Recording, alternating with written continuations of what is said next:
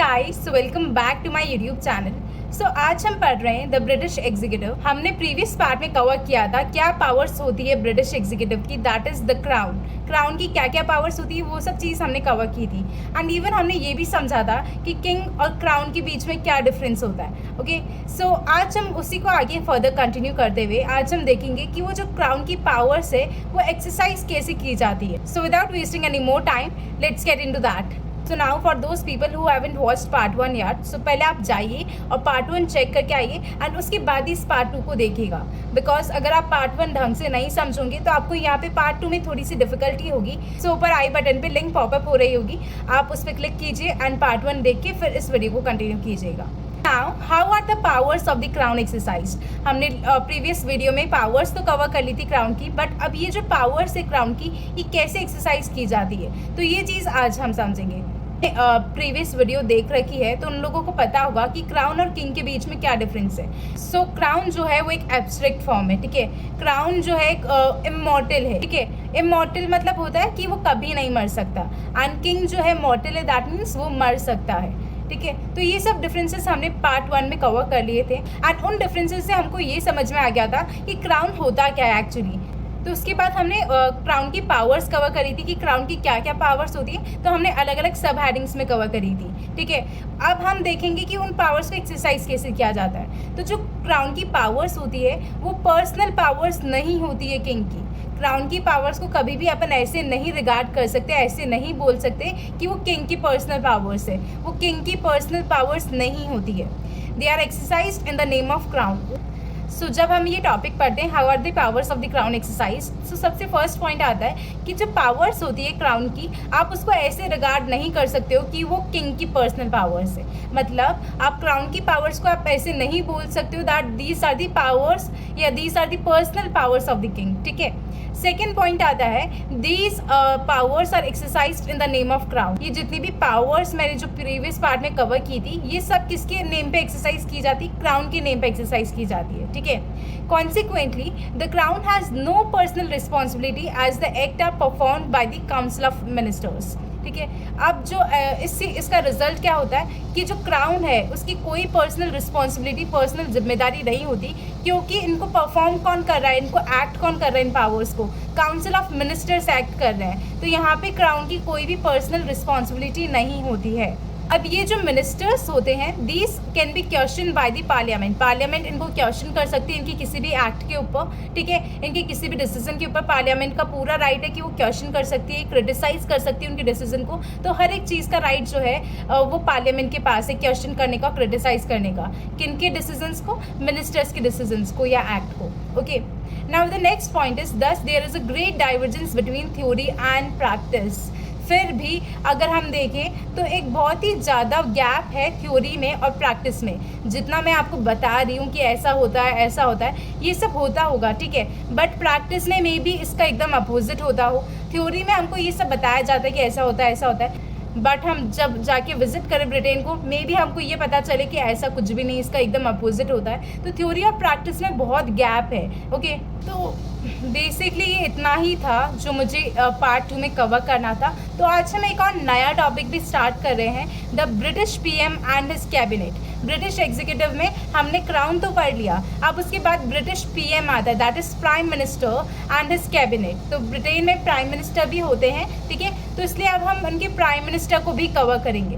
British executive में only crown नहीं आता, क्राउन के साथ साथ प्राइम मिनिस्टर भी आता है, सो हमको वो भी पढ़ना पड़ेगा, ओके। तो जब हम the British prime minister and his cabinet पढ़ रहे हैं तो सबसे पहले ये समझना ज़रूरी है कि कैबिनेट का मतलब क्या होता है। तो कैबिनेट बेसिकली कंसिस्ट होता है कुछ ग्रुप ऑफ मिनिस्टर्स से जिनको अलग अलग डिपार्टमेंट्स दे रखे होते हैं। जैसे कि हमारे इंडिया में जो कैबिनेट के अंदर जितने भी मिनिस्टर्स हैं उनको कौन अपॉइंट करते हैं, प्रेसिडेंट अपॉइंट करते हैं on the recommendation of prime minister, ठीक है। तो कैबिनेट कुछ ग्रुप ऑफ मिनिस्टर से कंसिस्ट होता है। अब ये यहाँ का जो कैबिनेट है ये कुछ प्रिंसिपल्स पे वर्क करता है, दैट मीन्स यहाँ का जो कैबिनेट सिस्टम्स है ये कुछ प्रिंसिपल्स पे वर्क करता है, ठीक है। इसके कुछ सर्टेन प्रिंसिपल्स है, ठीक है। अब वो क्या क्या है वो चीज़ हम देखते हैं। तो सबसे फर्स्ट प्रिंसिपल आता है the monarch stands outside it and does not attend it's meeting. कि जो मोनार्क होता है वो हमेशा इस कैबिनेट के बाहर खड़ा रहेगा और वो इसकी मीटिंग अटेंड नहीं करेगा। सेकेंड प्रिंसिपल ये आता है कि जितने भी मिनिस्टर्स होते हैं वो सब मेंबर्स ऑफ पार्लियामेंट होते हैं। यहाँ पे कैबिनेट के अंदर जितने भी मिनिस्टर्स होंगे वो सब मेंबर्स ऑफ पार्लियामेंट के होंगे। ओके, वो सब मेंबर्स ऑफ पार्लियामेंट होंगे। ओके, थर्ड प्रिंसिपल ये है कि जो कैबिनेट होगा वो इंडिविजुअली भी एज वेल एज कलेक्टिवली भी रिस्पॉन्सिबल होगा to the legislature. That means cabinet का हर एक मिनिस्टर जो है वो इंडिविजुअली भी रिस्पॉन्सिबल होगा to the legislature and collectively भी, मतलब सारे ग्रुप ऑफ मिनिस्टर्स मिलके भी रिस्पॉन्सिबल होंगे to the legislature for their decision. ठीक है, अगर वो कुछ भी डिसीजन ले रहे हैं या कुछ भी एक्ट कर रहे हैं तो उसके लिए वो individually as well as collectively भी रिस्पॉन्सिबल होंगे to the legislature. Fourth principle आता है कि जो कैबिनेट है वो वर्क करता है on the basis of secrecy. अब सेक्रेसी क्या होता है, मतलब अगर कोई भी कैबिनेट में एक ऐसी बात हुई है जिसको आउट नहीं करना, तो वो लोग जो मिनिस्टर्स होंगे, कैबिनेट के मिनिस्टर्स, उनकी ये रिस्पॉन्सिबिलिटी बनती है कि वो कैसे भी करके किसी भी जने को वो बात आउट ना करें। मतलब चाहे वो उनका कोई क्लोज रिलेटिव हो या कोई भी हो, किसी को भी ये बात आउट नहीं करनी, दैट मीन्स नहीं करनी। तो ये सेक्रेसी होता है, मतलब उस चीज़ को सीक्रेट रखना। ठीक है, अगर कोई ऐसे कॉन्फिडेंशियल मैटर है या कोई भी ऐसा मैटर है तो उस चीज़ को सीक्रेट रखना, तो ऐसे में उनकी ये रिस्पॉन्सिबिलिटी होती है कि वो उस बात को आउट ना करें। ठीक है, जितने भी मिनिस्टर्स होते हैं कैबिनेट के अंदर वो सेम पॉलिटिकल पार्टी से बिलोंग करते हैं। ठीक है, दैट मीन्स यहाँ पे पॉलिटिकल होमोजेनिटी होती है। ठीक है, होमोजेनिटी मतलब होता है जहाँ पे कोई भी चीज़ सेम है। ठीक है, और हेट्रोजेनिटी मतलब होता है जहाँ कोई चीज़ डिफरेंट है। ठीक है, तो यहाँ पे पॉलिटिकल होमोजेनिटी होती है। क्यों? क्योंकि जितने भी मिनिस्टर्स होते हैं वो सेम पार्टी से बिलोंग करते हैं। एंड नेक्स्ट प्रिंसिपल है कि जो कैबिनेट होती है वो प्राइम मिनिस्टर की लीडरशिप के अंडर वर्क करती है। एंड जो हाउस ऑफ कॉमन होता है दैट इज़ द HOC जो होता है, अब ये आपको मेरे को कमेंट करके बताना है। दो चीज़ आपको कमेंट करनी है, एक तो HOC जो है वो लोअर हाउस है या अपर हाउस है ब्रिटेन का, और दूसरा कौन से दो हाउस है, एक तो HOC है वो तो आपको पता चल ही गया, हाउस ऑफ कॉमन, और दूसरा हाउस का नेम क्या है, तो वो चीज़ भी आपको कमेंट करके बतानी है। So comment right now. Okay, तो जो HOC है that is the House of common which is one of the House of British legislature. It can be dissolve by the crown on the advice of the prime minister. इसको कौन dissolve कर सकता है? इस house of common को crown dissolve कर सकता है प्राइम मिनिस्टर की रिकमेंडेशन के ऊपर। मतलब अगर प्राइम मिनिस्टर सजेस्ट करते हैं कि हाउस ऑफ कॉमन को डिसॉल्व करना है तो क्राउन के पास ये पावर है कि वो हाउस ऑफ कॉमन को डिसॉल्व कर सकता है before the expiry of its term.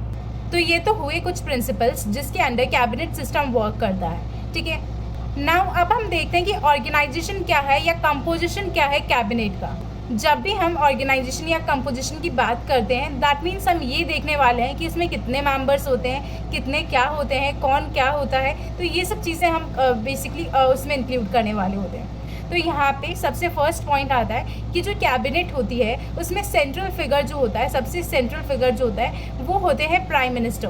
तो जैसे ही जनरल इलेक्शन हो जाते हैं, जो भी पार्टी जीतती है, मतलब जो भी पार्टी को ज़्यादा वोट्स मिलते हैं वो मेजॉरिटी से जीत जाती है। ठीक है, तो वो पार्टी जो है वो क्या चूज़ करेगी, वो अपने लीडर को चूज़ करेगी जिसको अपॉइंट किया जाएगा एज अ प्राइम मिनिस्टर। किसके द्वारा? किंग के द्वारा। इन केस ऑफ ब्रिटेन, जब अपन ब्रिटेन की बात कर रहे हैं तो यहाँ पे किंग जो है वो प्राइम मिनिस्टर को अपॉइंट करेंगे। ठीक है, तो मैंने क्या बोला कि जनरल इलेक्शन होने के बाद जो भी पार्टी जीतती है वो लोग डिसाइड करते हैं कि हमारी तरफ से ये लीडर है।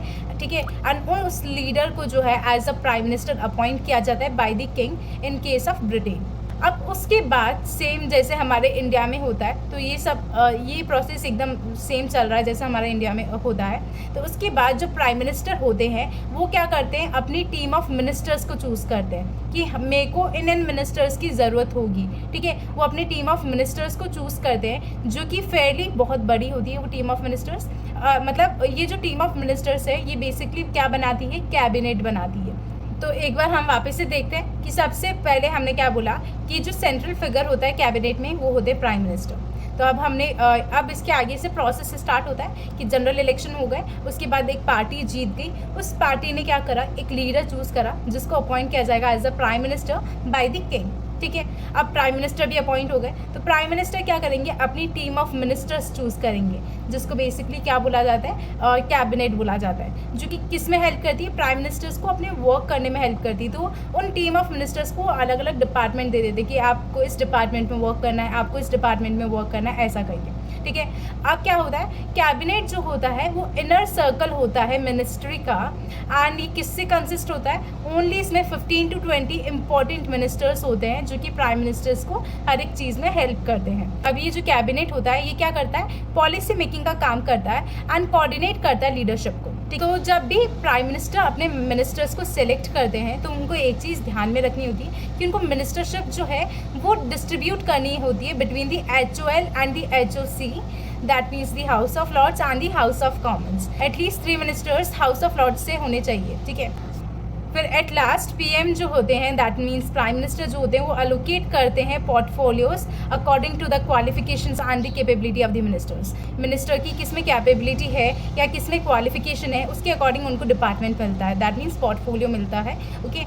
Now there are no fixed rules about the composition of the cabinet. Cabinet की कंपोजिशन के लिए कोई भी फिक्स्ड रूल्स नहीं है, ठीक है। As a general practice ministers are in charge of certain important departments. In general practice अगर हम देखें तो ये कुछ डिपार्टमेंट्स होते हैं जिनके मिनिस्टर्स होते हैं। लाइक फाइनेंस मिनिस्टर को यहाँ पे बोला जाता है चांसलर ऑफ एक्सचेकर, और फॉरेन मिनिस्टर को बोला जाता है the secretary of state for foreign affairs, और होम मिनिस्टर को बोला जाता है secretary of state for home affairs. Lord chancellor that is the presiding officer of the House of Lords, ठीक है। तो ये सब कुछ डिपार्टमेंट्स होते हैं जिनके मिनिस्टर्स को चूज़ किया जाता है, ठीक है। जिन डिपार्टमेंट्स के लिए, तो ये सब कुछ डिपार्टमेंट्स होते हैं, लाइक फॉरेन मिनिस्टर तो फॉरेन अफेयर्स का डिपार्टमेंट हो गया, होम अफेयर्स का डिपार्टमेंट हो गया। तो ये सब कुछ डिपार्टमेंट होते हैं, that is like foreign affairs, home affairs, ये सब डिपार्टमेंट हो गए जिसके लिए प्राइम मिनिस्टर्स अपने मिनिस्टर्स को चूज़ करते हैं।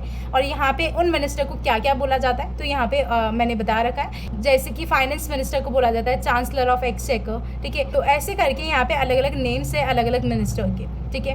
And the president of the board of trade, ministers of defence, labour and agriculture and fisheries are always included in the cabinet. तो ये जो मैंने नेम्स बोले ये हमेशा, इनके मिनिस्टर्स हमेशा इंक्लूड होते हैं कैबिनेट में, ये तो कंफर्म है, ओके।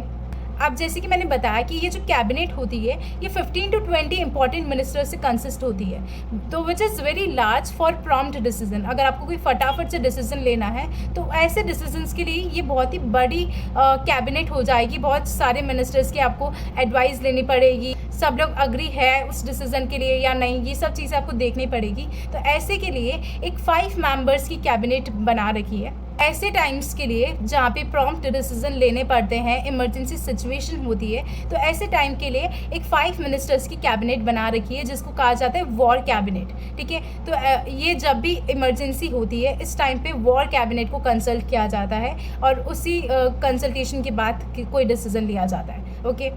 और इस वॉर कैबिनेट का दूसरा नेम है इनर कैबिनेट। वॉर कैबिनेट को इनर कैबिनेट भी बोला जाता है, जिसको इमरजेंसी के टाइम कंसल्ट किया जाता है एंड फिर कोई डिसीजन लिया जाता है, ओके।